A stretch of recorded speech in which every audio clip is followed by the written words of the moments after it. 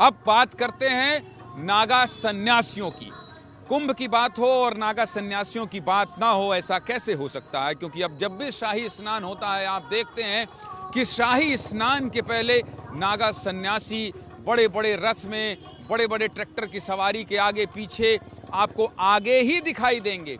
ऐसे में आपके जहन में एक सवाल उठता है, और कई बार नागा सन्यासियों पर सवाल भी उठता है, लेकिन उनके तप, उनके तपस्या और उनके जो सबसे बड़ी साधना है, उसके पीछे की शक्ति के बारे में शायद बहुत कम लोग जानते हैं। और इसीलिए विस्तार न्यूज़ ने आपसे वादा किया है कि महाकुंभ में महा कवरेज का आगाज हो गया है। इसलिए एक एक तस्वीर, आपके मन में उठने वाले हर एक सवाल का जवाब सीधे उन्हीं से जानेंगे जिनको लेकर आपके मन में जिज्ञासा है। नागा साधुओं की तपस्या कैसी होती है? इतनी ठंड में बिना कपड़े के वो कैसे बैठे रहते हैं? और उन पर लगातार गाली गलौज, नशा करने का आरोप लगता है। इन तमाम आरोपों पर आपको अगर जवाब सुनना है तो आपको विस्तार न्यूज़ देखना पड़ेगा। महाकुंभ में होने वाली हर एक घटनाओं का विजुअलाइजेशन देखना है, तस्वीर देखना है, तो आपको विस्तार न्यूज़ देखना पड़ेगा। लेकिन नागा साधुओं पर जो सवाल है, नागा साधुओं का जो तप है, उनकी जो संन्यास तपस्या है, उस तपस्या को जानने के लिए मेरी बातचीत देखिए एक नागा साधु के साथ, बहुत कुछ तस्वीर साफ होगी। आप सुनिए, तब तक मैं एक दूसरी रिपोर्ट तैयार कर रहा हूं, बहुत जल्द आ रहा हूं। आप इस बातचीत को सबसे पहले देखिए।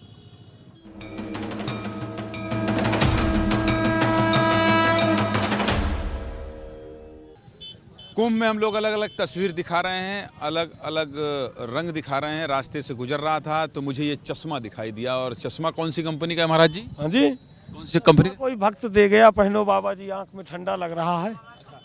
रेवन का चश्मा था।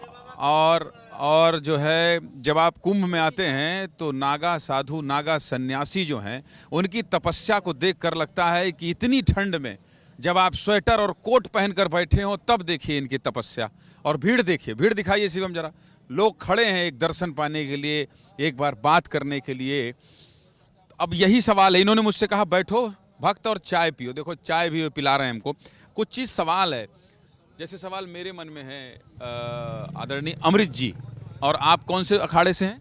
श्री पंचायती अखाड़ा महानिर्वाणी हरिद्वार। ये सबके मन में सवाल होता है कि इतनी ठंड होती है और ठंड में नागा सन्यासी ऐसे बैठे रहते हैं, कैसे संभव हो पाता है महाराज जी? ये तो देखो, अपने जो गुरु महाराज है, उनके आशीर्वाद से ही होता है। और बड़ी कठिन भक्ति और साधना से गुजरना पड़ता है, जब जाके निपुण होके जब बैठना पड़ता है सन्यास की दीक्षा लेने के बाद, जो बहुत कठिन होता है। और ये भस्म ही हमारी कपड़ी है, प्राकृतिक को हमने अपने आप को दे दिया, समाज के लिए, सब सेवा के लिए हम अपने आप को नौछावर कर दिए। ठंडी नहीं लग रही है? नहीं, ठंडी नहीं लगती है। जब भगवान की भजन में, गुरु महाराज की तपस्या में लीन हो जाते हैं तो ठंडी और गर्मी का कोई मतलब नहीं होता हमें। ये एक देखिए, हाँ प्रणाम कर लीजिए आप लोग, इधर दिखाते रहिए शिवम। ये सब जो प्रणाम करें, देख लीजिए भीड़। मैं ये कह रहा हूँ कि जैसे ये कहा जाता है कि नागा सन्यासी गुस्सा बहुत करते हैं, गरियाते बहुत हैं, ऐसा क्यों कहते हैं?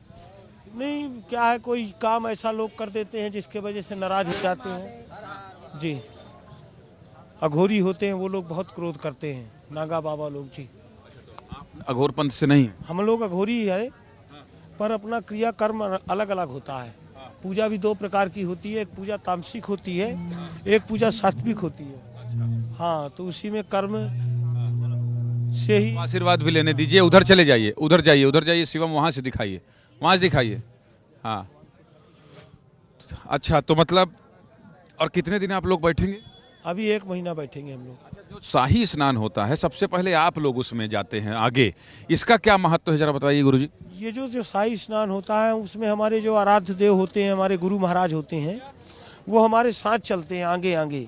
और जो बड़े बड़े पदाधिकारी होते हैं, महामंडलेश्वर होते हैं, नागा बाबा होते हैं, तो वो सब साथ में, उनको हमारे जो गुरु महाराज, उसको भाला कहा जाता है, तो भाला सबसे आगे होता है, फिर हम लोग होते हैं, फिर पीछे बड़ी बड़ी पालकी होती हैं, झांकियाँ होती हैं, महामंडलेश्वर होते हैं, आचार्य होते हैं, बड़े बड़े पीठाधीश्वर होते हैं, अखाड़े के पदाधिकारी होते हैं। ये भी कहते हैं गुरुजी कि आप लोग जितनी स्पीड में जाते हैं, अगर कोई सामने आए तो दब उब जाता है। नहीं, उतना तेज क्यों जा रहे, इतनी स्पीड में क्यों चलते हैं? वो क्या होता है, शासन प्रशासन से मिलके सब काम करना पड़ता है। शासन जब हमें सब काम हमें करके दे रही है, तो हमें करने की क्या आवश्यकता है कोई कार्य। तो शासन एक समय निर्धारित करती है कि इस समय इस अखाड़े को इस समय आप लोग बहुत तेजी से भागते हुए निकलते वो समय के हिसाब से ही होता है ना। वो एक समय निर्धारित होता है कि आपको इस समय स्नान करके अखाड़े में आ जाना है, फिर दूसरे अखाड़े का समय होना। 13 अखाड़े हैं ना, तो सब अखाड़े अलग अलग। फिर आप कहाँ के रहने वाले हैं गुरु जी? मैं रहने वाले हरिद्वार। कहाँ तक पढ़े हैं आप? मैं हाई स्कूल पढ़ा हूँ, 10वीं। कितने साल की उम्र में आप सन्यासी हो गए? मैं 13 साल की उम्र में। तब से आप सन्यास में? नहीं, संन्यास तो मैंने बाद में लिया। पहले मैं ब्रह्मचारी रहा, फिर अवधूत रहा, फिर महापुरुष बना। 12 साल गुरु के चरणों में उनकी सेवा किया, जब जाके संन्यास लिया मैंने। हाँ, बहुत कठिन। अच्छा, एक बात और कहा जाता है यहाँ की नागा सन्यासी जो है वो नशे में बहुत रहते हैं, उन लोगों को क्या जवाब देंगे आप?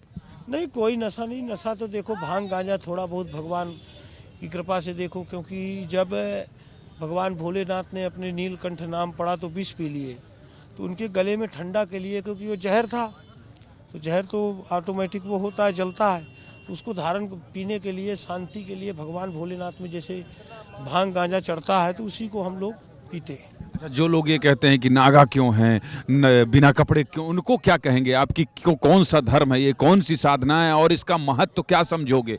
उनको क्या समझाइश देंगे? आपकी नागाओं की जिंदगियों पर क्या बोलेंगे आप? ये तो बहुत कठिन रास्ता है, बहुत ही कठिन। कहते हैं कभी मुट्ठी भर चना, कभी वो भी मना।